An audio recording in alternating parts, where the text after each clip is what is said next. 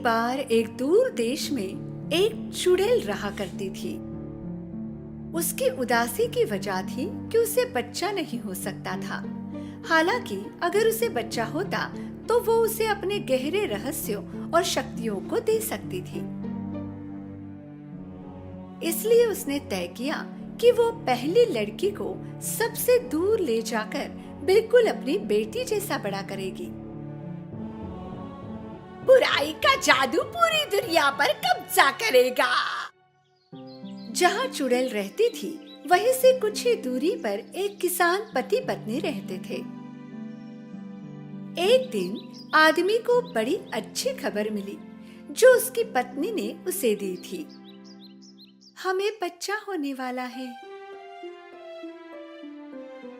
दुर्भाग्यवश उनकी खुशी लंबे समय तक नहीं टिकी।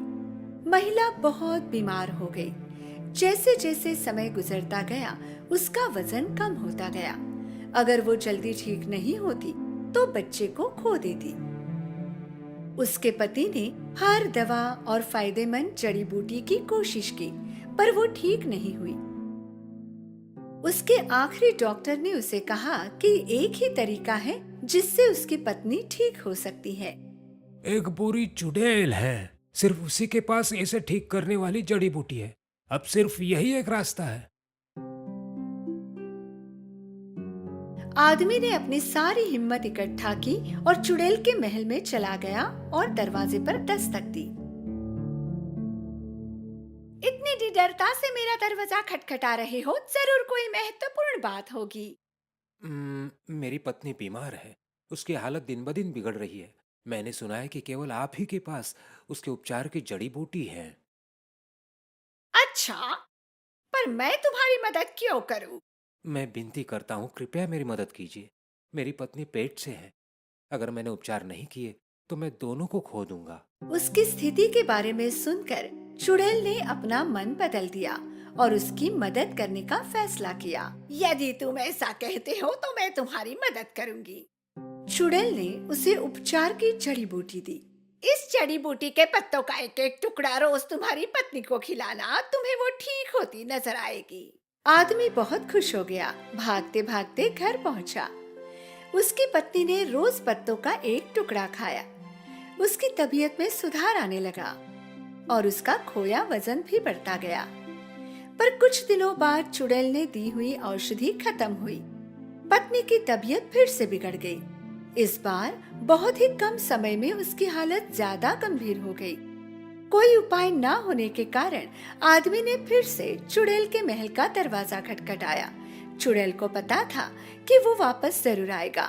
ये वही बीज है जिससे तुम्हारी पत्नी ठीक हो सकती है। तुम इनको तुम्हारे बगीचे में लगा देना और फिर तुम्हारी पत्नी और बच्चे को बचा पाओगे। पर मेरी एक शर्त है, अगर तुम्हें बच्ची होती है तो तुम उसे मुझे दोगे। मैं ऐसी शर्त कभी नहीं मान सकता। तो जाओ यहाँ से। चुड़ैल ने उसके मुंह पर दरवाजा बंद किया। दुखी होकर आदमी घर वापस आ गया। वो अपनी पत्नी को कुछ भी बता नहीं सकता था। जैसे जैसे दिन गुजरते गए पत्नी की हालत बिगड़ती गई। अब बच्चे को भी खतरा बढ़ गया था। आदमी की रातों की नींदें उड़ गई थी। अगर वो चुड़ैल की शर्त नहीं मानता तो वो पत्नी और बच्चा दोनों को खो देता। पर अगर वो शर्त मान लेता है और अगर उसे बेटा पैदा होता है तो उसकी पत्नी और बच्चा दोनों बच जाते। इसीलिए उसने अपना मन बना लिया और चुड़ैल के महल में गया। उसने चुड़ैल की शर्त मान ली और बीज लेकर घर गया। चुड़ैल ने दिए हुए बीज उसने अपने बागीचे में बो दिए। बीज बहुत ही कम समय में उग गए। आदमी ने अपनी पत्नी को बागीचे में उसने उगाए हुए पत्ते खिलाए। जैसे दिन बीतते गए उसकी पत्नी ठीक हो गई और उसने एक स्वस्थ बच्चे को जन्म दिया। पर आदमी को अब डर सता रहा था। ये एक सुंदर बच्ची है। उसी दिन राजमहल में एक उत्सव मनाया जा रहा था। रानी ने एक बेटे को जन्म दिया था। राजा बहुत खुश था क्योंकि अब उसके बाद उसका राजकुमार था जो भविष्य में राजा बनता। राज्य की जनता बड़े दिल वाले राजा और रानी से बहुत प्यार करते थे। किसी को पता नहीं था कि भविष्य में एक दिन इन दोनों बच्चों के जीवन मिलेंगे। पति पत्नी की खुशी ज्यादा दिनों तक नहीं टिकी। उसी दिन चुड़ैल आई और बच्ची की मांग की। पति पत्नी ने भारी मन से बच्ची चुड़ैल को सौंप दी। मेरी बच्ची, वो अब मेरी बच्ची है, पर फिक्र मत करो, मैं उसका अच्छे से ख्याल रखूंगी। मैं उसे रपुंज़ल नाम देती हूँ। चुड़ैल बच्ची को लेकर जंगल में चली गई, जहाँ उसका बहुत बड़ा टावर था। चुड़ैल सीढ़ियों से टावर के बहुत ऊपर चली गई। वो आखिरी मंजिल के एक कमरे में पहुँचे। चुड़ैल ने बच्ची को उसके पालने में रखा। रपुंज़ल, मेरा सुंदर बच्चा। चुड़ैल को ही अपनी माँ मानकर रपुंज़ल ने उस टावर में अपना जीवन जीना शुरू किया। दिन के समय रपुंज़ल टावर से नीचे उतरकर महल के सामने खेला करती और रात को दोबारा टावर के आखिरी मंजिल पर अपने छोटे से कमरे में लौट आती। चुड़ैल ने रपुंज़ल के सुनहरे बाल कभी नहीं काटे। वो रोज उसके बालों में अच्छे से कंघी करती। छोटी बच्ची को ये बहुत पसंद था। दिन गुजरते गए। रपुंज़ल अब बड़ी हो गई थी और अब वो किशोरी बन गई थी। एक दिन चुड़ैल टावर के पास गई और रपुंज़ल को बाहर बुलाया। रपुंज़ल, मेरी बच्ची, अपने सुनहरे बाल नीचे फेंको। रपुंज़ल ने उसके सुनहरे बाल नीचे फेंके। उसके बाल अब नीचे तक पहुंचने लगे थे। बहुत अच्छे। चुड़ैल टावर की सीढ़ियों तक पहुंच गई। फिर आखिरी सीढ़ी पर खड़े होकर उसने कुछ जादुई शब्द बोले और सीढ़ियां गिरने लगी।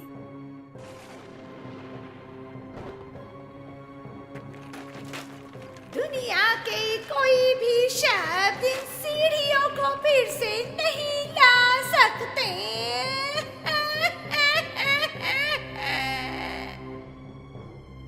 आश्चर्य के साथ जो भी हो रहा है उसे देखकर रपुंज़ल जान गई थी कि वो टावर से नीचे कभी नहीं उतर सकती। चुड़ैल रोज टावर से नीचे उतरने के लिए रपुंज़ल के बालों का इस्तेमाल करती और शाम को भी वो टावर के नीचे आकर रपुंज़ल को पुकारती। रपुंज़ल, तुम्हारे बाल नीचे आने दो, तुम्हारी माँ आई है। उसकी आवाज सुनकर रपुंज़ल अपने बाल नीचे छोड़ती और उसी के सहारे चुड़ैल ऊपर आ जाती। माँ, तुम मुझे टावर के बाहर क्यों नहीं जाने देती? तुमने मुझे यहाँ क्यों रखा है? मेरी प्यारी बच्ची, मैं तुम्हें बहुत प्यार करती हूँ, इसलिए तुम्हें दुनिया की बुराई से बचाना चाहती हूँ। रपुंज़ल सारा दिन गाने में और जो पंछी उसके खिड़की पर आते उनसे बात करने में बिताती थी। दूसरी तरफ जो बच्चा उसी दिन राजमहल में पैदा हुआ था वो भी अब जवान हो गया था।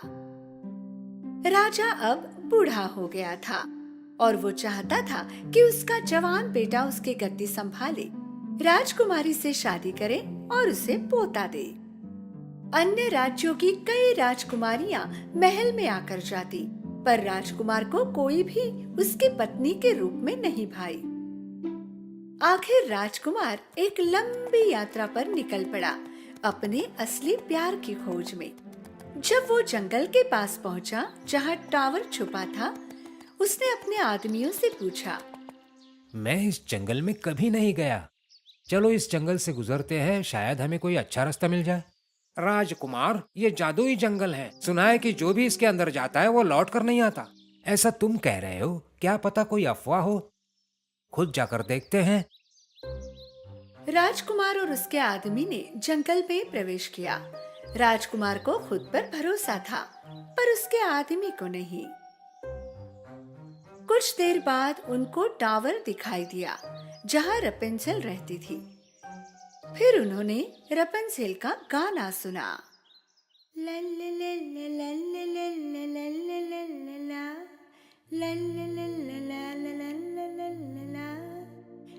कितनी मीठी आवाज है। टावर के नजदीक पहुंचकर राजकुमार ने उसका गाना सुना और कुछ देर तक उसकी सुंदरता निहारता रहा।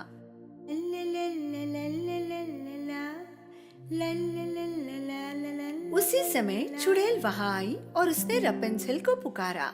रपेंजेल, तुम्हारे सुनहरे बाल नीचे आने दो। चुड़ैल की आवाज सुनकर रपेंजेल ने उसके सुनहरे बाल नीचे छोड़े और चुड़ैल बालों के सहारे ऊपर चढ़ गई। अच्छा, तो इसका नाम रपेंजेल है। राजकुमार ने कुछ समय टावर के आसपास घूमने का फैसला किया और रपेंजेल को देखता रहा। चुड़ैल रपेंजेल के बालों के सहारे हर सुबह नीचे आती और रात को ऊपर चढ़ती। रपेंजेल, तुम्हारे सुनहरे बाल नीचे आने दो। आखिर एक दिन राजकुमार ने अपना सारा साहस जुटाकर जब चुड़ैल वहां नहीं थी, टावर के पास गया और पुकारा। रपेंजेल, रपेंजेल। रपेंजेल पहली बार उसकी माँ के अलावा किसी और की आवाज सुन रही थी। पहले वो संकोच कर रही थी, लेकिन बाद में वो बहुत उत्सुक थी देखने के लिए कि कौन हो सकता है। इसलिए उसने खिड़की के नीचे देखा। उसने देखा एक नौजवान नीचे से उसको देख रहा था।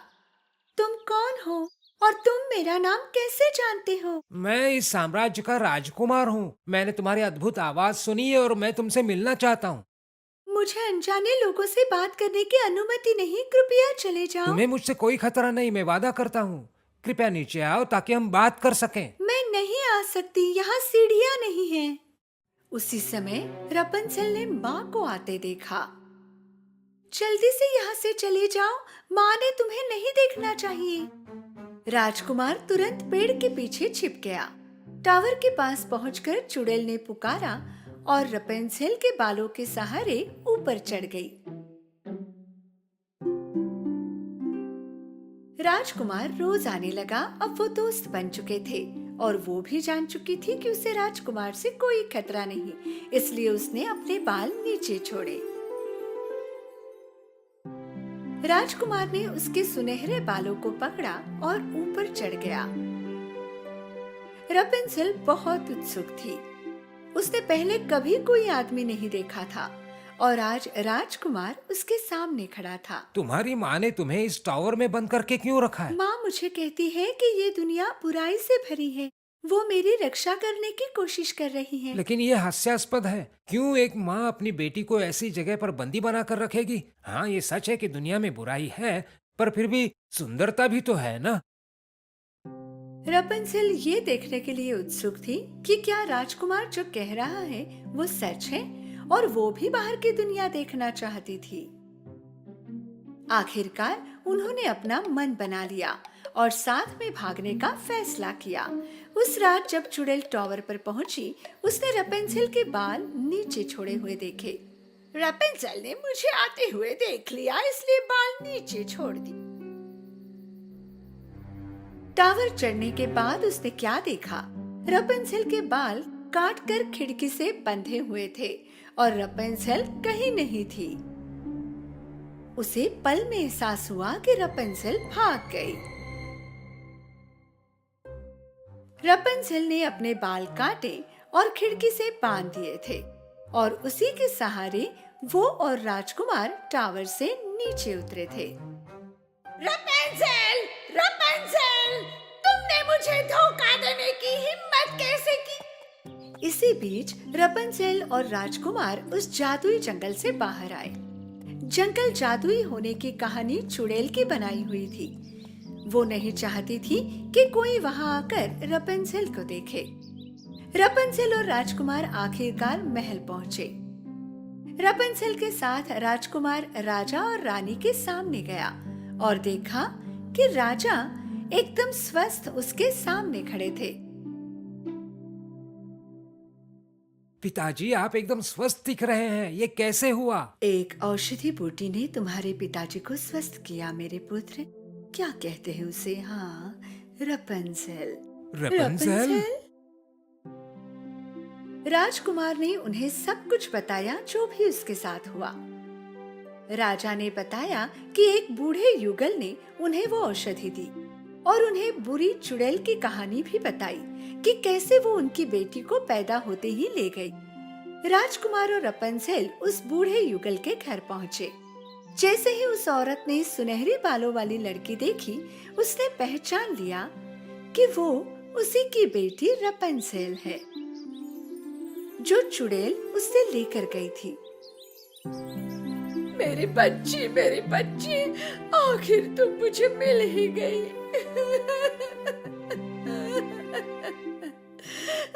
शुरुआत से पूरी कहानी सुनकर रपंजेल ने अपने माता पिता को अपना लिया। राजकुमार और रपंजेल का विवाह हुआ और वे खुशी खुशी रहने लगे। तो टावर में फंसे चुड़ैल के साथ क्या हुआ? राजा ने चुड़ैल को पकड़ा और उसी टावर में कैद किया और टावर के नीचे सैनिक तैनात किए ताकि चुड़ैल वहां से ना भाग पाए। चुड़ैल के साथ ही उसके गहरे जादुई रहस्य भी गायब हो गए।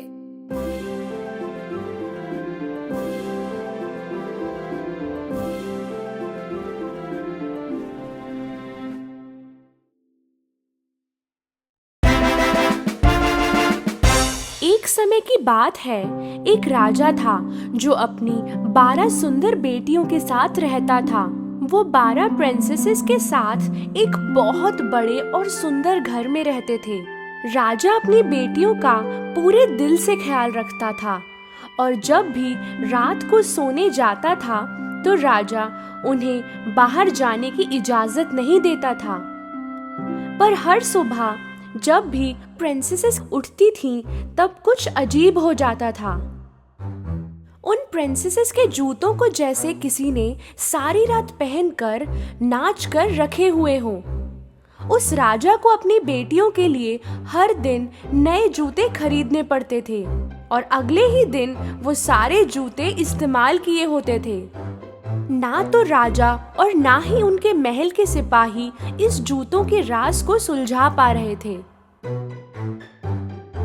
ये कैसे मुमकिन है? कैसे ये जूतों की जोड़ी एक ही रात में इस्तेमाल किए हुए लग रहे हैं? हुजूर, हम भी नहीं समझ पा रहे। आखिर में राजा ने कहा, जो भी कोई मेरी बेटियों के जूतों का राज सुलझाएगा, उसकी शादी मैं अपनी किसी भी एक बेटी के साथ कराऊंगा, उसे अपना दामाद बनाऊंगा और मेरे मरने के बाद उसी को राजा बना दिया जाएगा।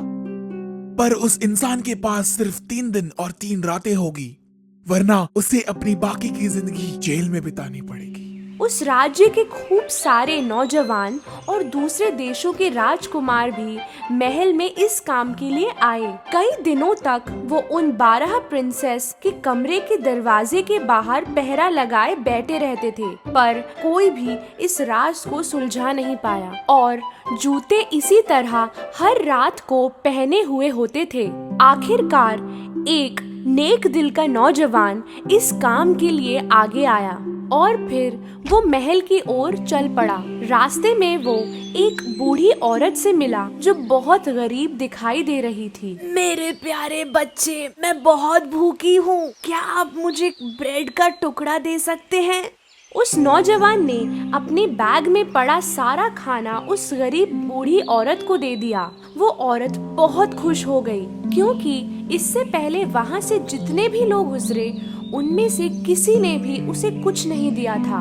वो औरत जानती थी कि ये नौजवान बाकी लोगों से अलग है, इसलिए उसने खाने के बदले उस नौजवान को एक जादुई केप दिया। ये जादुई केप लो, जब तुम इसे पहनोगे तो तुम अदृश्य हो जाओगे। जब रात को 12 बजेंगे तब तुम इस केप को पहनकर गायब हो जाना। इस तरह तुम उन जूतों के राज को सुलझाने में कामयाब हो जाओगे। लेकिन ध्यान रहे, वो प्रिंसेसेस तुम्हें कुछ भी पीने को दे तो उसे नहीं पीना। वो नौजवान उस केप को लेकर महल की ओर चल पड़ा और जब वो महल में पहुंचा, उसने कहा कि वो जूतों के राज को सुलझाने आया है।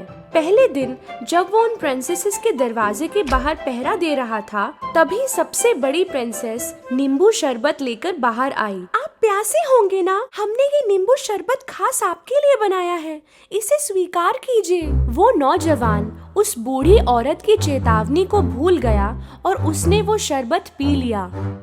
शरबत को पीते ही वो गहरी नींद में चला गया। पूरी रात वो खर्राटे मारते हुए एक कमरे में सो गया जो उन प्रिंसेसेस ने उसके लिए बना रखा था।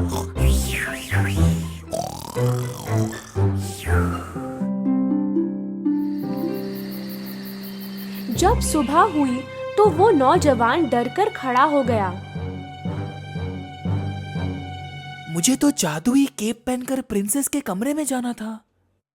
दूसरी रात वो फिर से प्रिंसेसेस के कमरे के बाहर पहरा दे रहा था। इस बार दूसरी प्रिंसेस शरबत लेकर बाहर आई। उस नौजवान को पहरा देते देते काफी प्यास लग रही थी और वो रात का इंतजार कर रहा था। बिना सोचे उसने वो शरबत पी लिया और वो फिर से गहरी नींद में चला गया। अगली सुबह जब वो जागा तो उसे उस बूढ़ी औरत की बात याद आ गई। ध्यान रहे, वो प्रिंसेसेस तुम्हें कुछ भी पीने को दे तो उसे नहीं पीना। जरूर उस शरबत में प्रिंसेसेस ने नींद की दवाई मिलाई होगी। उसी वक्त राजा वहाँ पर पहुँचा। 2 दिन बीत गए और तुमने अभी तक उन जूतों के राज को नहीं सुलझाया। अगर आज रात तुम इसे नहीं सुलझा पाए तो अपनी बाकी की जिंदगी जेल में बिताना। राजा ये बात कहकर वहाँ से चला गया। उस नौजवान को आज किसी भी कीमत पर उस राज को सुलझाना था। उसी रात आखिरी बार वो फिर से प्रिंसेस के कमरे के बाहर पहरा देने लगा। इस बार सबसे छोटी प्रिंसेस संतरे का शरबत लेकर बाहर आई, पर इस बार वो नौजवान चौकन्ना था। जब प्रिंसेस वहाँ से चली गई, उसने उस शरबत को गमले में फेंक दिया। आधी रात हो गई थी। उस नौजवान ने जादुई केप पहना और गायब हो गया। धीरे से उसने प्रिंसेसेस के कमरे का दरवाजा खोला और उसने जो देखा वो देखकर हैरान हो गया। सारी प्रिंसेसेस ने अपने सबसे खूबसूरत बॉल गाउन्स पहनकर नए शूज पहने हुए थे। चलो देखते हैं कि वो नौजवान सो गया कि नहीं। एक प्रिंसेस ने दरवाजा खोलकर बाहर झांका और दूसरी ने दीवार पर अपने कान लगाए। तभी उस नौजवान को ख्याल आया कि उसे खर्राटों की आवाज करनी होगी।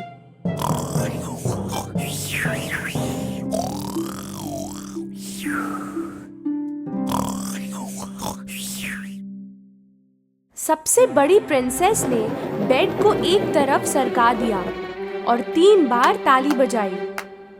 बेड की दूसरी तरफ से एक छुपा हुआ रास्ता खुल गया। उस नौजवान को अपनी आंखों पर विश्वास नहीं हो रहा था। एक एक करके सारी प्रिंसेसेस उस रास्ते से बाहर गईं और नौजवान भी उनके पीछे चला गया। ये छुपा हुआ रास्ता सीढ़ियों की तरफ जा रहा था, जहाँ 100 सीढ़ियाँ नीचे की तरफ जा रही थीं। तब उस नौजवान का पैर गलती से एक प्रिंसेस के स्कर्ट पर पड़ गया। ओह, किसी ने मेरी स्कर्ट पर पैर रखा। ओह पगली, वो तुम ही होगी। जब सीढ़ियाँ खत्म हो गई तो वो जंगल में पहुंच गई। वो ऊंचे पेड़ों से गुजर रही थीं, जिनकी सुंदर सफेद डालियां थीं। नौजवान ने एक डाली तोड़ी और उनका पीछा किया। काफी समय तक चलने के बाद वो प्रिंसेसेस एक नदी किनारे जाकर रुक गईं। उस नदी में 12 नाव थीं और उनमें 12 प्रिंस उनकी राह देख रहे थे। वो प्रिंसेसेस नाव में जाकर बैठ गईं और नौजवान आखिरी नाव में बैठ गया। नाव आज कुछ भारी लग रही है, जैसे कोई और भी इसमें बैठा हो। अजीब है। ओह, सपने देखना बंद करो। नदी पार करके वो सारे एक बड़े चमकदार महल में पहुंचे और उन्हें अंदर से संगीत सुनाई दे रहा था। जब उस नौजवान ने खिड़की से झांका, उसने देखा काफी लोग अंदर नाच रहे थे। जैसे ही सारी प्रिंसेसेस महल के अंदर गईं, वो नाचने लगी। वो नाचते नाचते थक गईं, पर फिर भी नाचते ही रहीं और इसलिए उनके जूते पहने हुए लग रहे थे। नौजवान अपनी भूख को बर्दाश्त नहीं कर पा रहा था। उसने टेबल पर पड़ा केक का एक टुकड़ा उठाकर खा लिया। छोटी प्रिंसेस ने ये देखा, मेरा केक हवा में उड़ रहा है, जैसे कोई अदृश्य इंसान उसे खा रहा हो। बकवास बंद करो। नौजवान ने सबकी नजर बचाकर सुनहरा कप टेबल से उठाया। प्रिंसेसेस सुबह होने तक नाचती रहीं। फिर वो नाव में बैठकर नदी पार कर गईं। जंगलों से गुजरते हुए, सीढ़ियों से चढ़ते हुए आखिरकार अपने महल में फिर से पहुंच गईं। पर उनके जूते फिर से पहने हुए थे। वो नौजवान बहुत खुश हुआ क्योंकि उसने आखिर में पहने हुए जूतों का राज सुलझा ही लिया।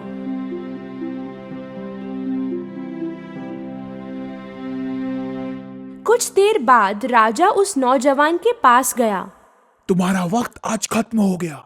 क्या तुम इस राज को जान पाए? जी हाँ हुजूर, मुझे पता चल गया। और फिर उसने राजा को सारी हकीकत बताई। राजा ने पहले उसकी बातों पर विश्वास नहीं किया, पर जब नौजवान ने राजा को सफेद डाली और सुनहरा कप दिखाया तो राजा को यकीन हो गया। और फिर राजा ने अपना वचन निभाते हुए उस नौजवान को अपने पसंद की प्रिंसेस चुनकर उससे शादी करने की इजाजत दे दी। नौजवान ने कहा कि उसे सबसे छोटी प्रिंसेस से शादी करनी है। वो 12 प्रिंसेसेस खुश नहीं थी क्योंकि उनका राज अब सबको पता चल गया था। पर वो नौजवान और छोटी प्रिंसेस शादी करके हंसी खुशी अपनी जिंदगी गुजारने लगे।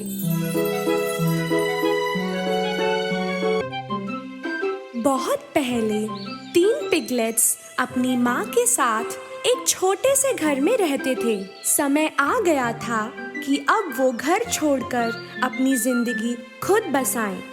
उनकी माँ ने उन तीनों को अपने पास बुलाया। मेरे बच्चों, अब समय आ गया है कि तुम दुनिया देखो, अपनी नई जिंदगी की शुरुआत करो। भूलना मत, तुम चाहे जो भी करो उसे पूरे दिल से करना। जिंदगी जीने का ये सबसे सही तरीका है। थोड़ी सी उदासी और थोड़े से उत्साह के साथ अपनी माँ से मिलके तीनों पिगलेट्स निकल पड़े। कुछ देर चलने के बाद उन्हें एक जमीन मिली जहाँ वो अपने घर बना सकते थे।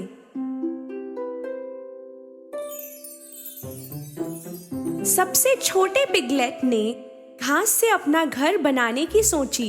उसे लगा फटाफट आसानी से ये घर बन जाएगा तो खेलने को बहुत समय मिलेगा। छोटे का घर एक दिन में बन के तैयार हो गया। उसने अपने भाइयों को बोला, देखो मेरा घर बन गया। बड़े पिगलेट ने घर देख के बोला, अरे ये घर तो बिल्कुल भी टिकाऊ नहीं है, हम भेड़ियों से कैसे बचेंगे? छोटे ने बड़े की बात को रफा दफा कर दिया। टेंशन मत लो, कुछ नहीं होगा। बाद में मत कहना कि किसी ने बोला नहीं।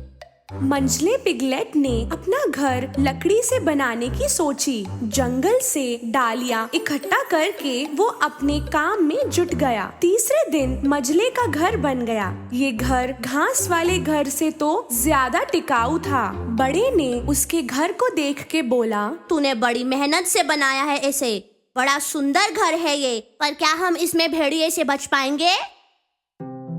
मंझले ने बोला, बिल्कुल सुरक्षित है, क्यों टेंशन लेते हो? बाद में मत कहना कि किसी ने बोला नहीं। छोटे और मंझले जब अपने अपने घर में मजे कर रहे थे, बड़े अपना घर बनाने में जुटा था। वो ईंट पत्थरों से अपना घर बना रहा था। बाकी दोनों को लग रहा था वो बेकार ही इतना काम कर रहा था। वो बस खेल कूद के समय बिता रहे थे। जब हमारी तरह झटपट घर बन सकते हैं तो इतनी मेहनत क्यों? ही कितना डरता है ये। बड़े ने उनकी बातों पे ध्यान नहीं दिया। पूरे 7 दिन लग के उसने अपना घर शानदार और मजबूत बनाया। अगले ही दिन एक भूखा भेड़िया उनके इलाके में आया। उसे घास का घर दिखा तो वो रुक गया। छोटा सोफे में बैठा आराम कर रहा था। भेड़िए ने दरवाजा खटखटाया।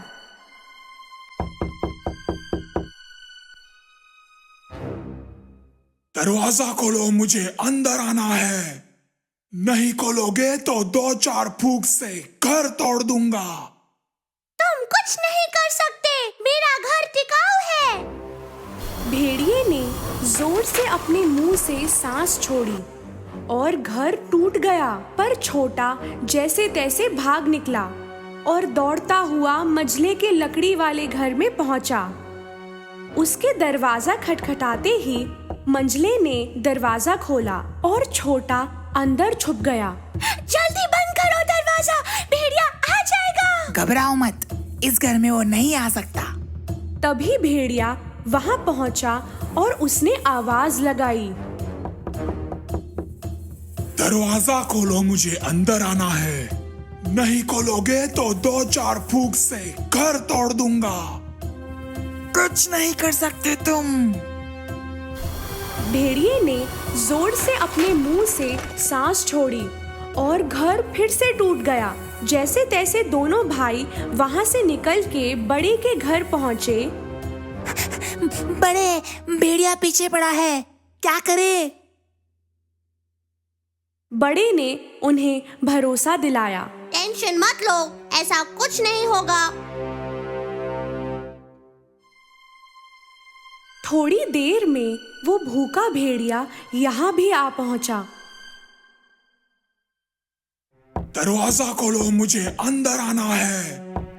नहीं खोलोगे तो 2-4 फूंक से घर तोड़ दूंगा। कोशिश भी मत करना, कुछ नहीं कर पाओगे। भेड़िए ने गुस्से में जोर से अपने मुंह से सांस छोड़ी, पर वो घर हिला भी नहीं, बिल्कुल भी नहीं।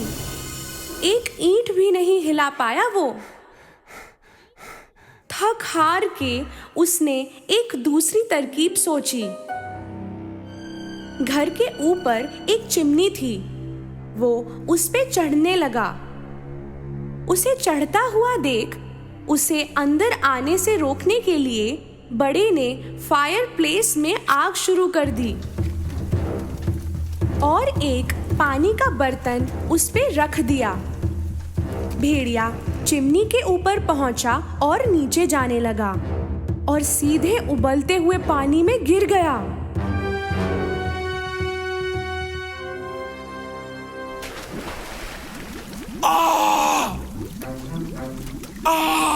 अरे बचाओ, जल गया रे। अरे बचाओ। भेड़िए को हराकर बचाओ। पिगलेट्स खुशी से एक दूसरे के गले लगे। तीनों भाई अगले दिन अपनी कहानी सुनाने के लिए माँ के पास गए। छोटा सबसे पहले बोला, आपने सही कहा था, जो भी काम करो पूरे दिल से करो, दिल लगा के करो तो कामयाबी मिलेगी। उस दिन से छोटे और मंझले ने आलस छोड़ दिया, बड़े की तरह मेहनत करने लगे और हंसी खुशी जिंदगी जीते रहे।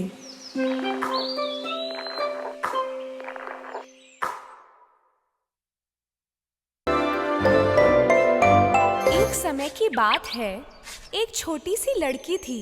वो हमेशा एक रेड कलर की राइडिंग हुड पहनती थी, इसलिए सब उसे लिटिल रेड राइडिंग हुड बुलाते थे। बेटी। हाँ मम्मी। तुम्हारी नानी माँ बीमार है ना, तुम उनके लिए ये ताज़ा कुकीज़ और जड़ी बूटी लेके जाओगी? बिल्कुल ले जाऊंगी मैं मम्मी। हमेशा की तरह अपना रेड राइडिंग हुड पहनी हुई वो अपनी नानी के घर को चल पड़ी। बनी फॉरेस्ट के रास्ते से नीचे मत उतरना बेटी। लिटिल रेड राइडिंग हुड हंसते गाते अपने रास्ते जा रही थी। पता नहीं इसे बनी फॉरेस्ट क्यों कहते हैं, मैंने तो एक भी बनी नहीं देखी अभी तक। फूलों से भरे रास्ते पे पहुंची। रंग बिरंगे कई तरह के फूल थे। नानी के लिए कुछ फूल ले जाती हूँ, बड़ी खुश हो जाएंगी वो। फूल चुनते हुए ध्यान नहीं रहा कि वो अपने रास्ते से नीचे उतर गई थी। तभी उसे झाड़ियों से एक आवाज आई।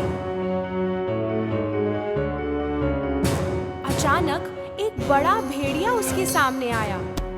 उसको देख के लिटिल रेड राइडिंग हुड इतना डर गई थी कि उसके हाथ से बास्केट गिर गई। भेड़िया ने फटाफट बास्केट से कुकीज उठाए और वापस लिटिल रेड राइडिंग हुड को दे दिया। भेड़िए की इस अच्छाई से लिटिल रेड राइडिंग हुड बहुत खुश हुई। Thank you. अरे तुम कहाँ जा रही हो बच्ची? नानी के घर, इस जंगल के आखिर में जो येलो कलर का घर है वो ही। उनकी तबीयत खराब है, इसलिए मैं उनके लिए कुकीज और जड़ी बूटी लेके जा रही हूँ। तुम मुझे लिटिल रेड राइडिंग हुड बुला सकते हो। तो मैं पहले जाकर तुम्हारी नानी को बता देता हूँ कि तुम आ रही हो और तुम आराम से फूल लेके आ जाना। तभी उसे किसी शिकारी की गोली की आवाज आई और वो उड़न छू हो गया। लिटिल रेड राइडिंग हुड को एकदम से रोना आ गया क्योंकि वो खो गई थी। उसका रोना सुन के शिकारी उसके पास आया। तुम यहाँ अकेली क्या कर रही हो? यहाँ बहुत खतरा है। मैं खूंखार भेड़ियों को ढूंढ रहा हूँ। काफी वक्त से मुझसे भाग रहा हो। लिटिल रेड राइडिंग हुड शर्मिंदा थी क्योंकि उसने अपनी मम्मी की बात नहीं मानी, इसलिए वो शिकारी को नहीं बताना चाहती थी कि उसने भेड़िए को देखा है। मैं तो बस, मेरी नानी माँ बीमार है, कुकीज ले जा रही थी और रास्ते में खो गई। तो मैं तुम्हें तुम्हारे नानी के घर छोड़ देता हूँ। वो साथ साथ चल पड़े और तब ही भेड़िया भी नानी माँ के घर पहुंचा और दरवाजे पे नॉक किया। नानी माँ ने पुकारा, कौन है भाई? मैं हूँ नानी माँ, लिटिल रेड राइडिंग हुड। मैंने कुकीज और जड़ी बूटी लाई है आपके लिए। दरवाजा खुला है बेटी, अंदर आ जाओ। भेड़िया अंदर घुस गया।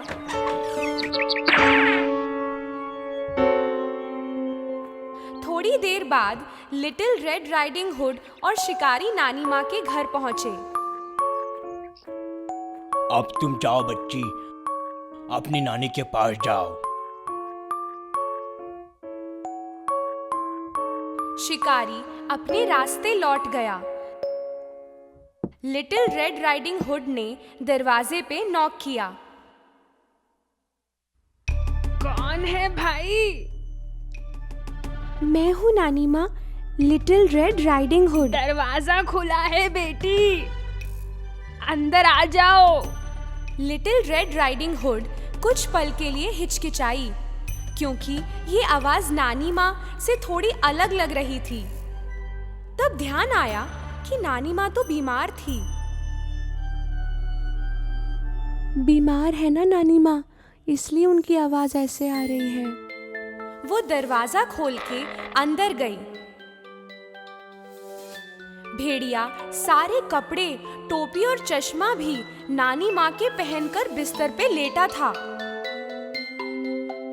उसने पर्दे खींचकर अंदर अंधेरा रखा था ताकि लिटिल रेड राइडिंग हुड उसे देख ना सके।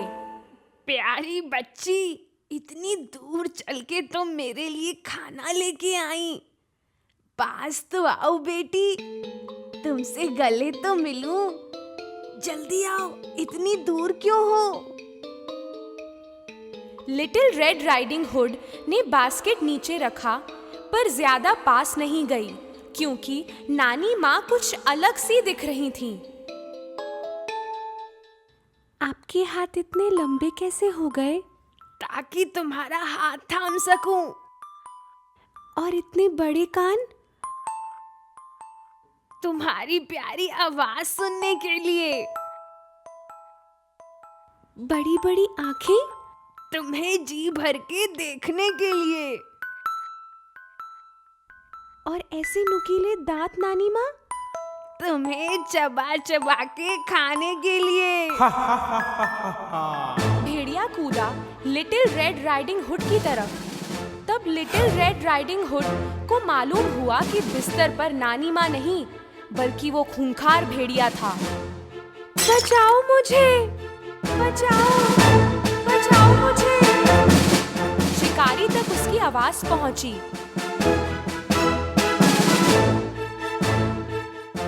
और वो दौड़कर उस घर तक गया।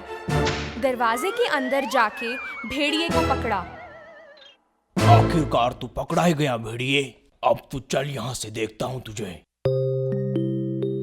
शिकारी ने भेड़िए के पेट से नानी माँ को बाहर निकाला।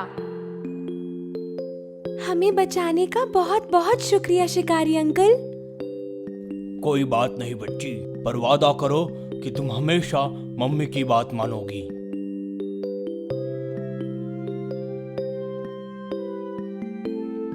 नानी माँ को इतनी भूख लग रही थी कि उन्होंने सारी कुकीज खाई, जड़ी बूटी की दवा बनाई और फटाफट से ठीक हो गईं। लिटिल रेड राइडिंग हुड ने वादा किया कि किसी खूंखार भेड़िए की बातों में वो कभी नहीं आएगी। लिटिल रेड राइडिंग हुड एक बार जंगल में खेल रही थी, वो भी अकेली। और तभी उसके सामने फिर से वही भेड़िया मिला। भेड़िए को शिकारी ने जंगल की सफाई करने की सजा दी थी। लिटिल रेड राइडिंग हुड को देखते ही उसे अपनी कर्मी पे शर्मिंदगी महसूस हुई। बनी फॉरेस्ट भर गया एक बार फिर से खुशियों, बनीज और फूलों से, बिल्कुल वैसा जैसे पहले हुआ करता था।